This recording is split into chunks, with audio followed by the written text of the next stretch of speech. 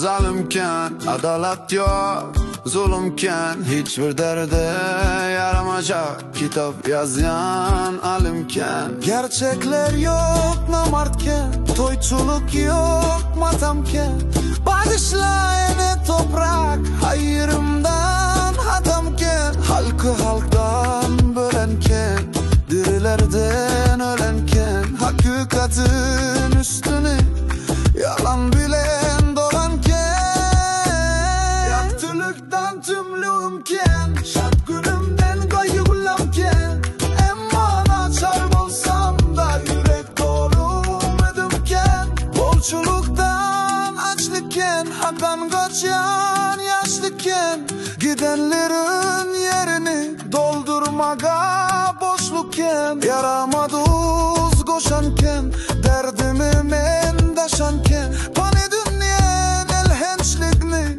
menin bilen yaşankan, yaktılıktan tümlümken, şat günümden kaygılanken, emman açar bulsam da yürek dolum edimken.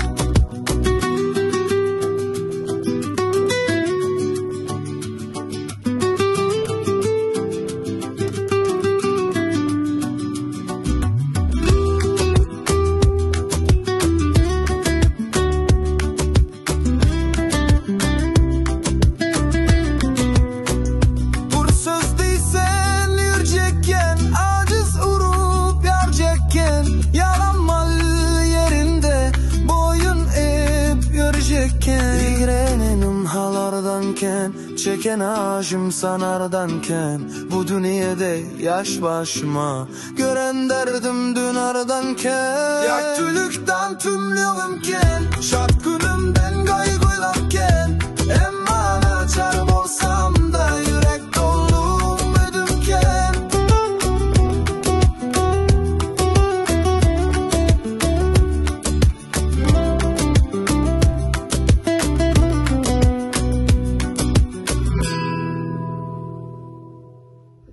Selam, kaderli vatandaşlar, bana ben Fatih Dersler. Bugün görüşümüz yani ben New York'ta Birleşen Milletler Kuraması'nın önünde, Birleşen Milletler Kuraması'nın binasının önünde bir ödüm tüket etmesi, sizin bu İsrail'de bir tamamen yolu burası olan tam. Bugünkü benim tüketim, bizim vatandaşlarımız Türkiye'den Türkistan'a ekstradisiya edilen ve edilmekçi bulunan bizim vatandaşlarımız, bizim aktivistlerimiz, bizim jurnalistlerimiz, yani derme o işini geçiren jurnalistimiz, Dikkat Avityan, Merdan Muhammedov, Umida Bikcanova, Ferhat Durduyev, Rusya'dan oğlanıp kaçılan oğlanlar malik verdi ve yine oğlanlar asırlıp akdilen Türkmenistan'a, ama Umida Bikcanova vardı. Hazırlıkça hiçbir belli değil. Şunun için kasırlık akdilimi, Türkmenistan'a akdilmediğimi onaylıp bilecekten. Yani şu günkü benim çıkışım şu terörlük edilen işlere bir yollar bilen adam kaçakçılığına koşulayan, şu işleri ediyen, yerine getiriyen, şu işlerde elleri var adamları tuzakları toğutatmak için, durdurmak için Birleşen Milletler'in önüne, Birleşen Milletler Kuraması'nın önüne gelip şu gün bir ölüm fikir ediyen. Selam kaderli vatandaşlar, selam mehruan izleyiciler. Bugün görüşümüz yani. Ben New York'ta Birleşen Milletler Kuraması'nın önünde Beylezetli uğrayın görküdeyin Birleşen Milletler Kuraması'nın önünde ne binası yönetmen şu gün fikir etmekçi bir ölüm şu bizim alınıp açılayan kanun dışı alınıp açılayan bizim vatandaşlarımız, bizim aktivistlerimiz, bizim Merdan Muhammedov'umuz, ödünü gerçekçi jurnalist toplumunu tanıttı. Ödünün bilimi bilen, ödünün defilinin yitiliği bilen hakiki jurnalistleri gayret giren adamdı. Yani bugün konu olsa Umida Bikcanova'nın akbali, birlikte nevelli kultur, sonun için ben şu New York'ta Birleşen Milletler Kuraması'nın önünde çıkış edilen hemen hatam yazdım, o hatta da ahlizadı görkürdüm. Şu hatta görkürdüm dağıtlamam, şu dil bilenem aydayın size bir video çekiyorum. Geçen yıl biz yani Eylül ayında bugün bir yıl oluyor. Yine bir başkanının Merdan Muhammedov arkadaşlar öyle biliyorsanız akbalini namurunu hazırlıkça akbalinin ne iletilen belli değil, bir iletilen belli değil. Haber hatiri yok. Türkmen tarafından bir çiğ seda yok. Eğer şasumduna katlaşıp bir de haber verilmedik olsa bir de şunun sınıf bulundan bilecekler. Bir de şunun çok baştan akidilimi ya başka yere akidilimi ona bilecekler. Şol adamların cantan olsun için yerine katlaşan adamların Verdan Muhammed'in tarafını tutup çıkışan adamların bir günahını sınıfta aydın adamların ahlisinin cantan olsun. Ama o varamadan bir görüşümüz yani çok baştanın ne sınıfları ne kazıları ne adalet idareleri hiçbiri işlemeyenliğini şu yerden gördük. Sebebi bir ne olacak olup şunun bu neyse var deyip gerçekten olup gençin adamlara şimdi bir de haberimiz var ama o adamlar doğru gittiler sınıfının sonra da судья buna yıl kesiyor. Nereden Muhammed yıl kesiyor? O giden adamların şahitnamasına karşı şu şahitnaması olsa da sonra böyle tutman şunu bana yıl kesilir. Ama bir hadar tutup yemdok, yerde dilim yemdok, hava katirim yok. Bu konu varsa o bir de canvanın canı kopasınlar. Edil nereden Muhammed yani. Yönetine bu ikstel. Başka da bir neyse oğlanı da tutumlu. Onu atlarını sanasam, bilen yardımın düşenlerini sanasam, melik yerdi, Allah muradı, Rusya'dan alıp kaçınlı. Ona kimin kanavulun, ona jurnalistlik atlandıran, Allah murad, Rahim fon kanavulun. Onun yutlaması göz kanalına var, bir korkulasınız. Benden başka hiç kimler yoktu diye. Allah murad fon, melik'in, nerede, düğünü adresin telefon, benim başka bilen yoktu diye. Neyse, yutlamış ol. Şimdi bu obram tutuklandı. Ne şunun advokatının sundan ben verdim. O ettiler çıktılar benzini. Dediler ben ekranı çıkıp böyle televizyona aitti. Ben şu pulları belirlen. Tüm yine de kömür demeyecek ise, şunun arda yazacak ise, tutturacak, bastıracak, yok ettirecek ise ben kömür edeceğim. Bunun adamı durumu yok diye kredi çıkacak aitti. Ondan ben toslamı red kanalına dur. Sonra ben nişini de aitti verecek. Yani kabir yalan şey, tezda, fake opozisyonerler. Birleşen Milletler Kurulması'na da, amcan hakikatleri koruyan idarelerin başlıklarına da, bir de iddiyan çıkışlarının hem metni, bunların iddiyanatları terörizmin iyisiyle, bunlar terörizme çağrışı diye dünyayı tercüme edip ettirir, yanlış tercüme edip ettirirler. Sonra çünkü ben hadip bunu İngiliz dilinde de edip geçsek. Allah'ım rahim şu adam kaçakçılığında, şu human trafficking oluyor, şunda hatta elinin vardığını ayırıp verecek. Onun Kanada'nın, Çek Respublikası'nın, Çekya'nın, Ehli devlet idarelerinin adamlarına, Amerika'da yerleşen Kanada'nın konsolluğuna, pasaportlarına, ilçhanasına, Çekya'nın ilçhanasının işgallerine gidiyorlar aydan. Son adamının ediyen pasaportluklarını, şunlar yani adam kaçakçılığında finans ve kömek ediyenlerini şunlara yatladasını gidiyor. Şunlar hükmanı sınırda şu adamın kanun dışarı ediyen işlerini, şunlar yani adam kaçakçılığı. Kanunsuz bir kanun adam kaçakçılığını, milyonlardan adamın kaçırıp alıp gidiyen, şu işlerine koşulayanlığı, finans ve kömek ediyenliği var da, o idarelere yok manhat gelmeli. O bilsinler kimin neymiş ediyenliği. Yani bir de ediyenliği atlamadı, tersine tercüme edikleri, son adamları birden karşılaştırmak için katıcan eden adamlar var. Onu bir, şu insan hakikatleri koruyan kurumaların başlıklarını dilinden estik. Bu yargıyı kaçına devam etmeli. Kaçın buna, kim buna dur değil. Ne şu biçara, naçar, genel maşgala. Şu genel maşgalanı kovalap, bir yıl, 2 yıl yani illa düşüp kovalap, ahiri vurvanlığa kabatlap, tutuk ettiler. Kadir bunun ıkbali sonra katına dur.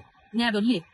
Şunun için ben şu yerde, şu getirmediyen oğlan kıyıların hak hukuklarını korumak için New York'a geldim. Buraya da beni fikir ediyen. Şimdi şu işlerde elleri var, adamlar, yani adam dip aydasıma gelenop ama adamlar demeli oluyor. İki yurdun arasında bulup geçilen vakalar, kanun arkası, kanunun dışında edilen işler, yani şu hukukun şubatlara getirdi. Öyle aralarından, öyle hükümet dip atlandırıyan, Türkmen'in öyle hakimiyet dip atlandırıyan adamlarının, şolar yani, öyle hükümet dip atlandırıyan içeri dışarı işler, ministerlikleri bilen Türkmenistan'ın dışarı işler ministerliklerinin ediyen pasaportlukları yine şu hukukun kanun dışarı adam alıp kaçmaklık. Bunlar için bir adeti, burada da yoruldu. İnandık da şeyde. Görüyen olsanız ne? Şu plakatlarda görüşürüz yani hem de radyalanlar. Erdoğan'ın Türkmenler bizim bilen kanımız birdir. Canımız birdir. Adımız hamidamız. Çokumuz birdir diyen adam. Bugün şunları yani iciz, naçar, binanların, oğlan bıyıkları, tutsa edip Türkmenistan'ın eline veriyorlar. Ben oğlum aydınlar mısın? Kökümüz bir, kanımız bir, dinimiz bir, dilimiz bir ekranlara çıkıp gürlep diyen adam, bu ülkün aydan sözlerini yürüttü. Bu ülkün aydan sözlerini idine kaytırıp aldı. Yani için sebebi, görüyorsunuz gaz nevit adamların, insanın canından, insanın ıkbalından has değerli öptür. Şunlar için, şunlar yani adamlar için, insandan gazın nevitin, bunlar için has akalı öptür, has yerul öptür. Nedir ben size? İliyin tarafından görközeyim, Birleşen Milletler Broması'nın binası görünüyor size. Onlara ben bu hatam sayarladım. İngiliz dilinde. Ona nedir onlara konuşacak entip. Oy onların çare vursunlar. Sayarda ehligat yazılan nebiler bot biç yani. Şu biçare adamların, biçir borusuz adamların akbalının Türkmenistan'a baranına türmelerde çürüyecek diye. Şunları fizikçi zorluk görecek diye. Yitirim edilecek diye. Türmelerde yitirim edilecek diye barada ehligatı şu hatta görközüm. Bakışılan vatandaşlar İnsanın böyle niye küçüğüm burası olan son maşinler ilak geçip gidiyor çağır tarafından gitti ve artlarım yardım için afiyet. Biliyen varsa son komentarlarda yazarsınız salonlarının dayıların artlarını kimler tutulup alıp gidilen olsa. Ama beni biliyanım beni şu ikisini pasport tanıyan sorun için şu yordamın şu Türkmenistan'ın kim olanı da Türkmenistan'ın vatandaşları öyle bir güne şöyle akılın oğlanıyla hepsi bir güne hiçbirim terörizme çağrışan adamlar değil. Hiçbirim yaragalı planını öldürüp planını çekimlemedin. Konya'daki yorumunun hiç satın edilmedi. Hırma edilen yorumlarım ekranına. Şu duyduğum edilen yorumların bari ekranına. Evet idi. Türkmenistan'ın konstitusiyonu sözü verdiler. Türkmenistan'ın cinayet kodekslerini bir halka dili bilen düşünürük verdi. Halkın gözünü açmak istedi. Sebebi kanunu bilmeyen halk kanunu bilmediği için şu kanun kitaplarını, asıl kitaplarını Fatih'den Türkmenistan ayırdı. Türkmenistan'ın özünü hükümet deyip adlandırılan adamları dahli Fatih'den şu kanun kitapları yok etti. Cinayet kodeksleri. Konstitusiya elbette ama halkın el yeterli nırhına bağlarlarda magatinde de hatırlaymalı. Ya olmadı kitaphanelerde bulunmalı. Yemma yok. Onu kitaphaneler varsa alıp bulunur. Şunun için şu bir Türkmenistan'ın adalet idarasının ilgili Türkmen milletinin önüne çıkacak gelin şu adet olmuyor. Neyse 4 yıl 5 yıl şu hakları Türkmen halkına düşünüp verdi. Sebebi kanunu bilmeyen halkı arasında yeni uğurlarla, yeni usullar bile türmeye basıp biliyadiler. Şunu için mesela biz seni basarız, biz seni devam ederiz. Olçakten ödüm tabara olmayı ikilerin oyuncu, olçakten yılını ağlarlar deyip korkulur. 10 yıl gidersin, 15 yıl gidersin deyip korkulup ağırlar. Olçaktan 6 yıl, 8 yıl şey basıp görürler, 4 yıl, 5 yıl. Adamları şey basıyorlar. Ama basansa onların ödümüz biliyemez. On Türkmenistan türmeleri pul bir gıcı getirilen idareler. Düşünüyorsunuz mu? Şunun için türmeleri hiç zaten boş değil. Bir adam oturtmalı. İlk kan değer yağlı. Partayla diyenler düşünün ki normal 10 kilo, 15 kilo değil. Ya 20 kilo değil. Edin şu Türkmenistan'ın adalet idarelerinin şunun yani norması var. Türmelerinin şunun yani norması var. Ayda mı? Günde mi? Hepte de mi? Neşadan basmalı. Şunun yani norması var. Sebebi otaydan pul geliyor. Eğer adam basmasalar o vagon götürüyenden hem bir acilci. Vatandaşlar düşünüyorlar mı? Hem bir acillerdi. Şunun için şu kanun olsun deyip çıkışeden kıyıp. Halk adaleti devlette yaşasın deyip çıkışeden kıyıp şu. Halkın hukuku olup, halkın sesi olup çıkışeden kıyıp şu 4-5 yıllar. Yine bugün bir tutsoğda yatıyor. Nelerim akbal belli değil. Nehir dediler belli değil. Bunun akbal şunlar yani. Nehir dediler belli değil. Bunlar iki devlet olup, Türkiye ile Türkmenistan iki devlet olup, Türkmenistan'ın kadını, neftini almak için şu insanları ortaklıyor. Şeyle dil duşuk ediyorlar. Sen bile bu adamları verirsin, bile sana gaz verirsin, neft verirsin, ne mediysen edersin. Yani şunlar yani öz arasında mafya aydari kanun dışı. Ne mi oluyor? Kanun dışı da mafya oluyor. Yani şu hakiki arası mafya Türkmen hükümeti vatandaşların Türkmen'in, Türkiye'nin hükümeti vatandaşların iki tane dışarı işler ministerlerinin arasında kıyıp olup geçen dil duşuklar. Yani şu an aydasın belli. Vatandaşlar, biz bunlara adaletlik dileyiz. Ehli tutulup gidilen oğlunların, dayıların gelmesine adaletlik dileyiz. Yalan aydık geçtim nedir? Hatladım şu hatı men Birleşen Kurulmasına, Birleşen Milletler Kurulmasına nedir?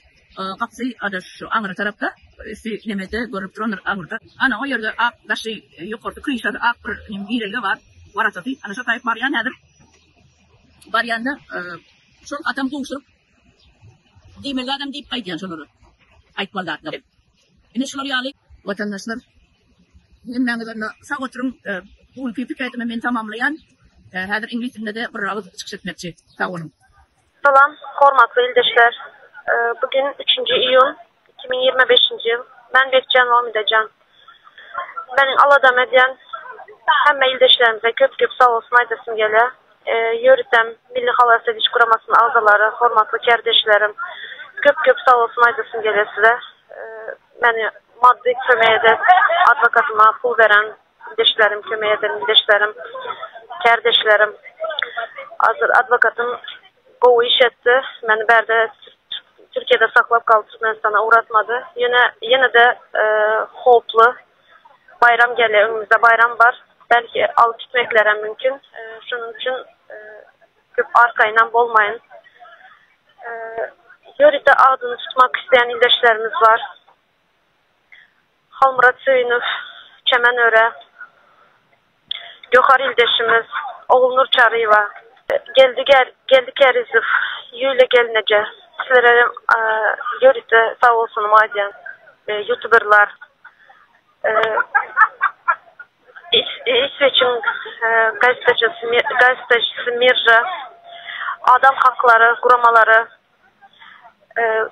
yörüte haber kullukları, YouTuberlar, sizlere köp sağ olsun madem. Eden aladılarımız için. Berde yağdayımın qovu der, yine de ayakta kalmaya çalışan benim eden aladılarım, emmesi halkım için, yöreşim halkım için, halkımın geleceği için, gelecek neslimiz için. En önemlisi beni az Türkmenistan alıp gitmediler. Advokatım ulu işler etti. Yine de ediye, hazır edildir. Sonun için hemmenize köp sağ olsun ayda ildeşler. Sağ olun.